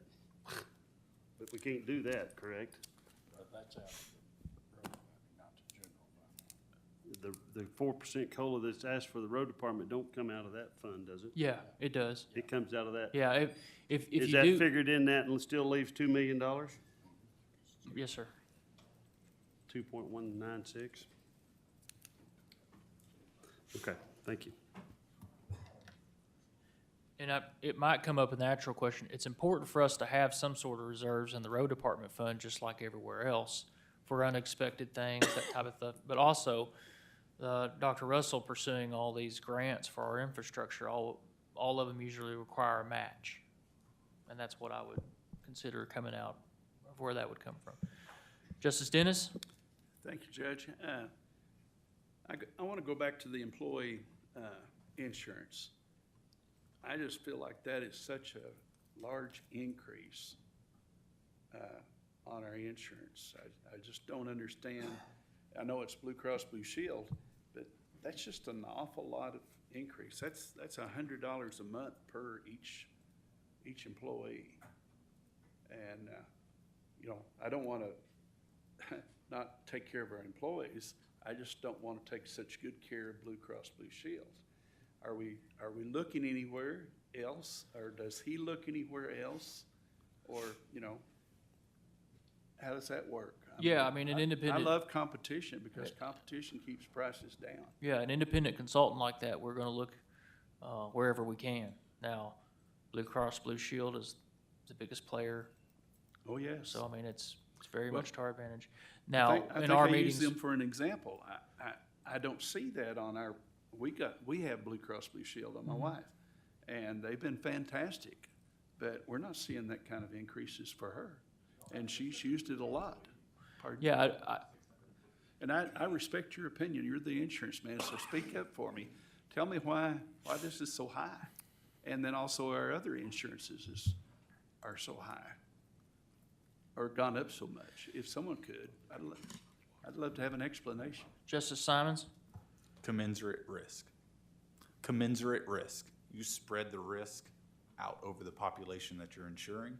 So Blue Cross Blue Shield looks at you and your wife and they say, here is our estimated risk and here's the premium that we choose to charge for it. Well, when you extrapolate that out by 650 employees over the county, the risk factor goes up because they're not underwriting each individual employee for any potential health adverse action like they would you individually. They say, we have to offer this to the whole population, and we're just going to assume that there's a bell curve of health-related risk factors that'll happen. We'll have some employees that get diagnosed with cancer. We'll have a lot of employees, hopefully, that stay very healthy and don't ever use their health insurance. Right. But when you have a bigger pool, you take on bigger risk, and you have to charge bigger premium to cover that. So do they base this increase on their past year's costs? A good insurance company will have actuaries that have complicated calculations, and most companies are looking back on decades of trending data, and unfortunately, they don't always do the greatest job projecting future losses. So what happened to our community of employees then? Healthcare in the costs. previous year? Healthcare cost. Okay. Now, did that go back to, we had a contract, a medical contract, didn't we? Was that on our employees too, because they all wanted to stay with? So I think if we back up maybe to square one, Mr. Angel touched on it. We have a pseudo self-funded plan to where we cover everything for the employee up to a certain amount, and then this safety net of insurance takes over. So like if somebody were to get something catastrophic, the county is only obligated up to a certain amount of money before then it passes on to that. That's not the side of our health insurance that's gone up so much from our understanding from JTS. It's the pharmaceutical costs that I think everybody's gonna see nationwide. That's what's so I guess maybe I was looking at the same coin from the different side. You're saying, man, that's an astounding increase, and I'm over here from what I've learned saying I'm so glad it's not higher than that. You know what I mean? That our medical side, for whatever it's worth, seems to be stable for right now. It's the pharmaceutical costs that they're really impacting us as the county. Okay, well, that answers my question, is that's not a place where we can cut then, is it? You Or can't cut it. What you can do is you can pass all or some of that to the employee. No. Yeah, and that's part of the That's not what I'm assumption. wanting to do. I'm Right. wanting to cut Yeah. or take it away from the insurance company. And, you know, I'm all for looking at somewhere else if you have to. But I'm used to supply and demand. And, you know, if you've got more supply, the price is gonna go down. So. And how does that Insurance, equate? it doesn't seem to be that way. They just make it more expensive because they put it on TV and advertise it, and everybody should use this drug to lose weight. So, thank you. You give me a sidebar if you can, but maybe I'll get with Angel and Mr. Angel and let him explain it a little bit better to me, but I just think there's some place to get it cheaper. Thank you. Just a Thank you, Chair. So admittedly, health insurance is not my scope of practice. That's the one thing that I choose not to participate much in. However, the overarching concepts work the same way. And I'll use the analogy of when we bid out projects, we're not your average entity. We're not your average business or your average household. So the size and scope of Washington County puts us by nature in a very elevated and unique situation. Most of your players don't want to take on that much risk. We're a big account, big risk, big potential losses that can affect profitability. So when you say, hey, we should shop this out and get other people, no one's chomping at the bit. Just like when we bid out projects, it's hard to get people to come to the table, either because they don't have the capacity or their underwriters don't want to take on the commensurate risk that comes with an entity this large. So we're lucky to have what we have, and that they're not just taking advantage of the fact that we don't have a wide open market to go to shop 4, 5, 10, 12 different carriers. We're lucky if we have 2 or 3 players that are really genuinely competitive with one another. And I think if you meet with Mr. Angel, he'll kind of enlighten you on that unfortunate side effect is there's just not a whole lot of people lining up to take on this large of an account.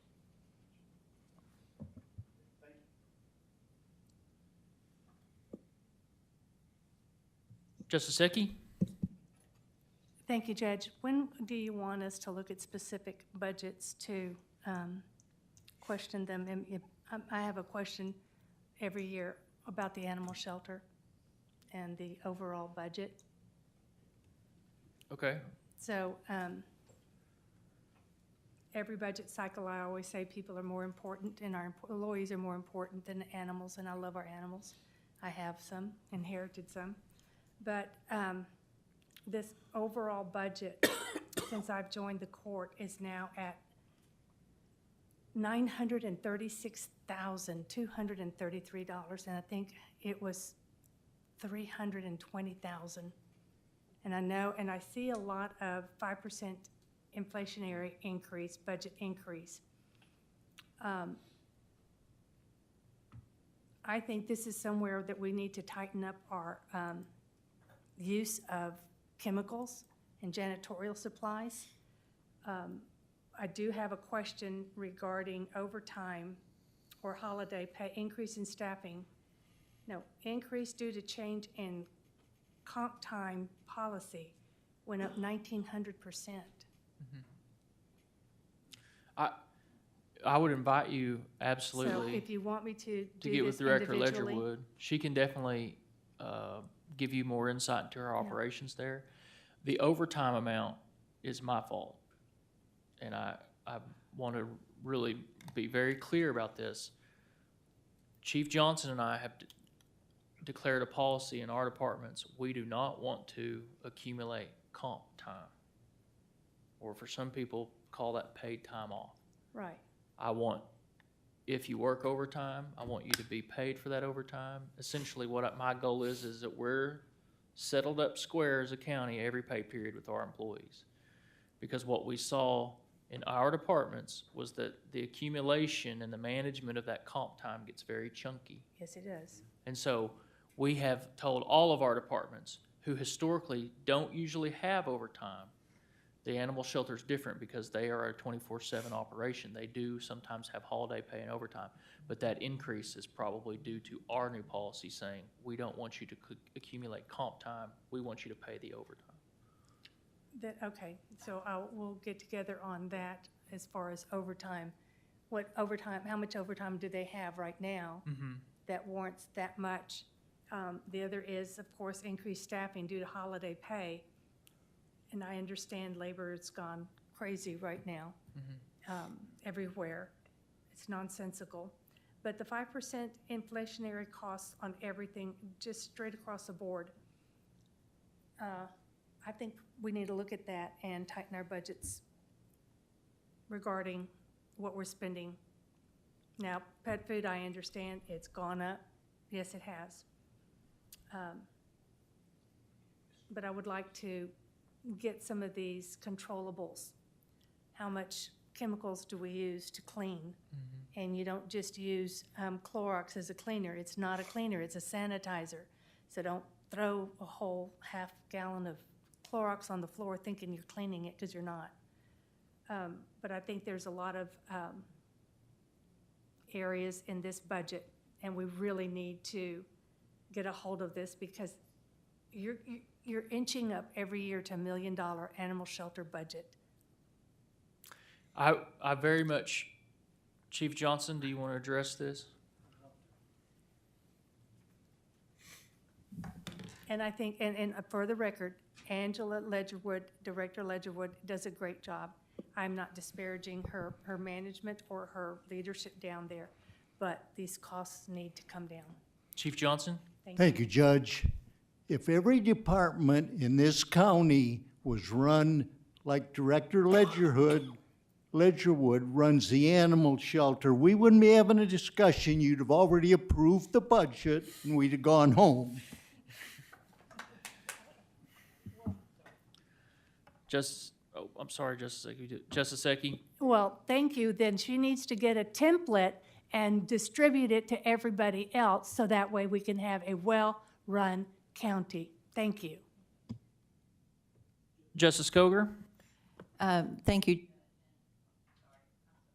Thank you, and I appreciate what Justice Ecke has brought forward, but I'm just very conscious of the animal shelter and all it does, all the good it does in the community, because I have lived in a place where we didn't have an animal shelter, and believe me, you do not want to have to live with that.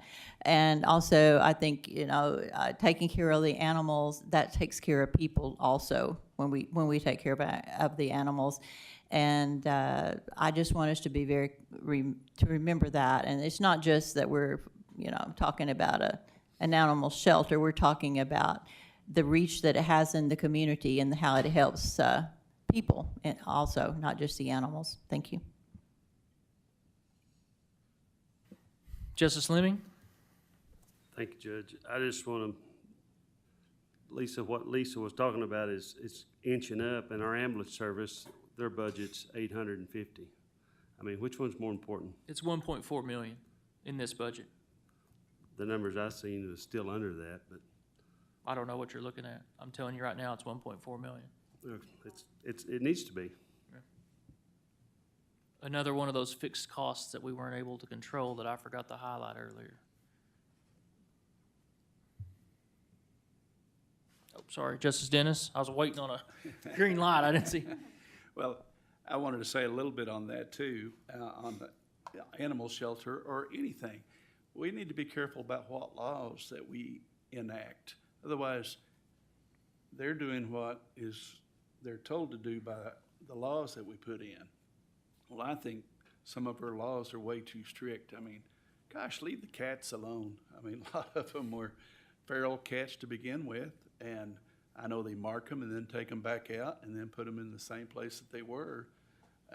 I mean, some of it is just so strict, and I know, and I appreciate all the people that have moved in, but they call in and turn in the neighbor's dog because the dog's walking on the county farm roads. I saw that one happen. You know, they meant well. They were trying to take care of the dog. Well, the dog was home. They just had it picked up, and it wasn't any reason for it. But that cost the people it cost him $200 to get his poor old dog back, and they wouldn't fix it because he was too old to fix. But everybody thought he was going to die before they got it home, and sometimes we need to look at our laws and say, do we have the right laws?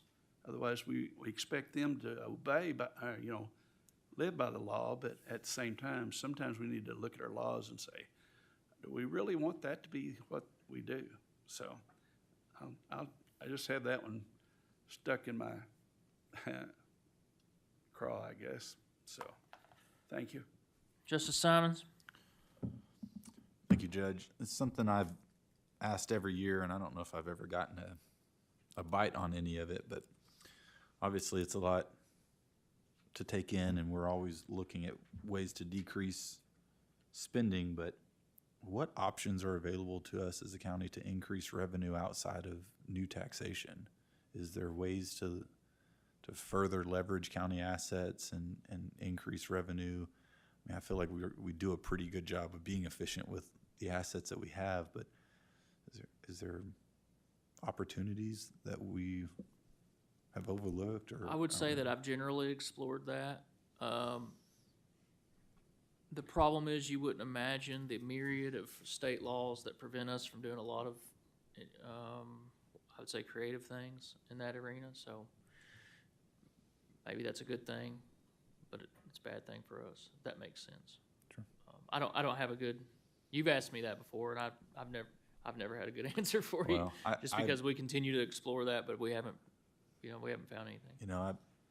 In our tour, the road tour was a perfect example of learning how our road department is, finding ways to take what normally would be scrap and discarded waste and repurpose that for their use and others, and appreciate every time and departments looking for ways to make $1 instead of spend $1. I know our sheriff does a great job of bringing in quite a bit of revenue, manning events and U of A football games and things like that. That brings in a lot of revenue. So, sure would like to find a way to make more money instead of having to cut expenses that are needed in a tough spot. I'll just share this with you men and women who sit on the horseshoe. There's a lot of things that we have very good relationships with our municipalities on, and so you get in this, it's a vicious cycle. If we were to raise our revenue in some way, charge the cities for something, then the cities are going to raise their tax. And it's all eventually coming out of the same pocket, and so that's one of the incredible challenges I think we have in this area.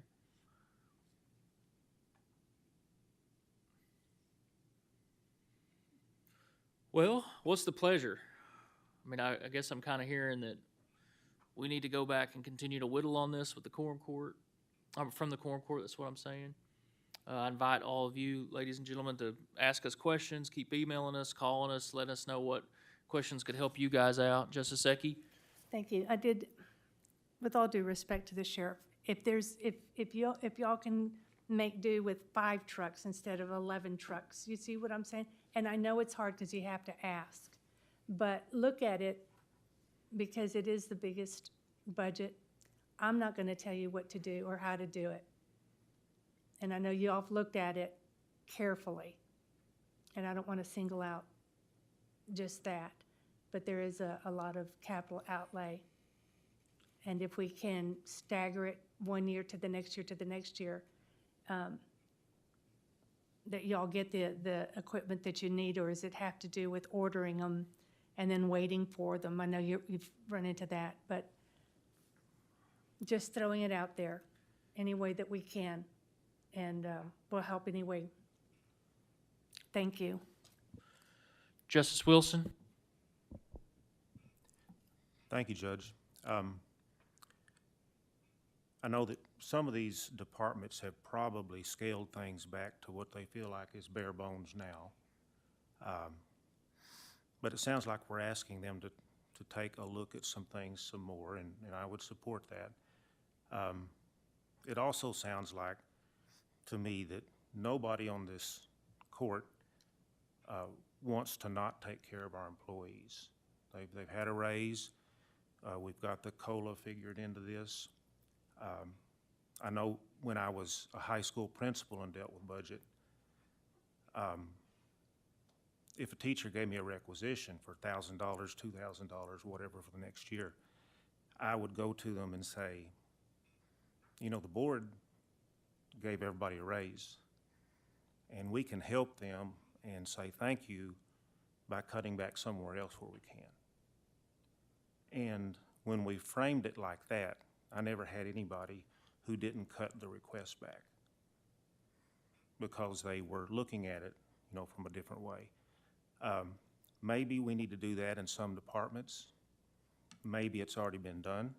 You know, I don't need to tell anybody how to cut a budget, but I think the people that work closest to it, they know what they can get by on with less. So, you know, as I'm reading the room, I'm thinking, you know, we want to keep the things in place that we've done for employees. Salary, insurance, whatever. And if we're committed to that, and I think we should be, then that means some other things need to be on the chopping block. And I just hope that everybody in the county understands that, employees and us on this court. It'd be nice if we were all pulling on the same rope in the same direction when it comes to what can be cut and what shouldn't be cut. Thank you.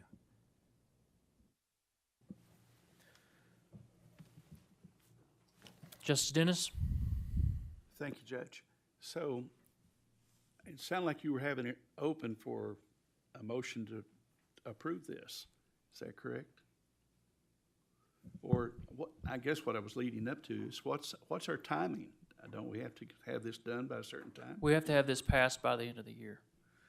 Now, if we Okay, go back so- and work in the next couple So we don't, weeks, I mean, we're in October, so we're. that's correct. We don't want to put it off so long that we can't. And what I want you to guys to try to respect is the team has tried really hard just to make sure you guys aren't hit with this in December. Does that make sense? Which goes back to me saying I've always pushed this process to start a lot earlier than even some people are comfortable with. All that to be said, we need to make progress on this budget. And so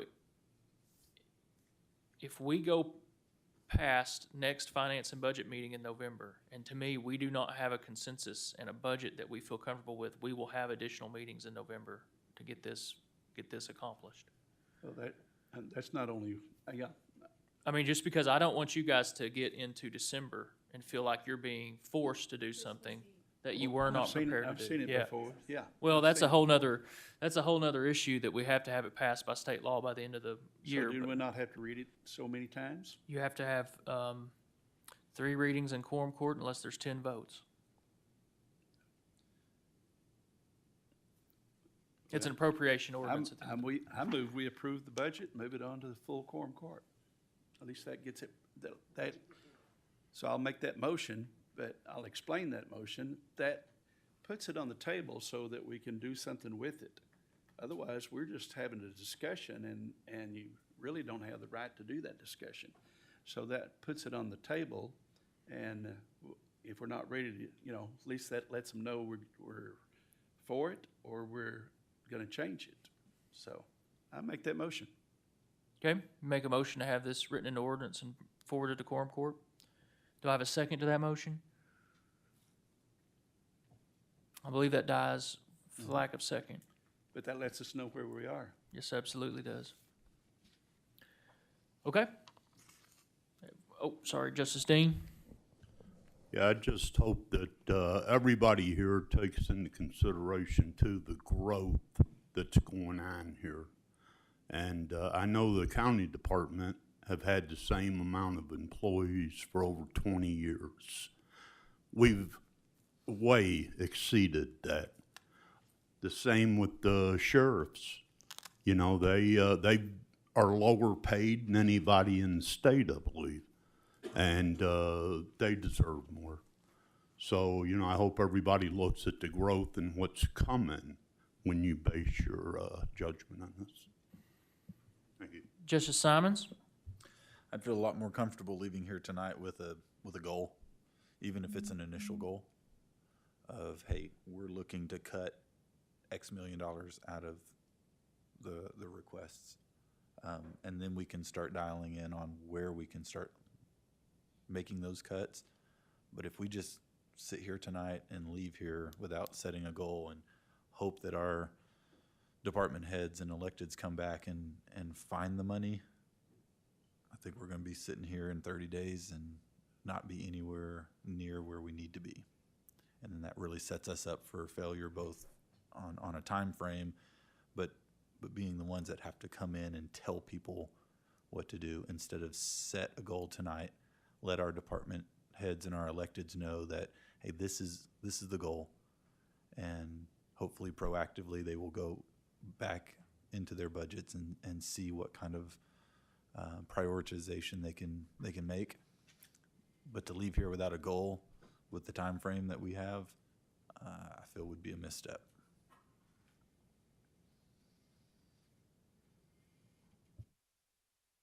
Justice Ecke? I believe that Treasure Hill's level of comfort as far as reserves is concerned is what, 3 million? You have to cue that mic again, Treasurer Hill. A level of comfort and what we might have to deal with are two different things. I mean, that's Okay. just my Not personal. just level of comfort, but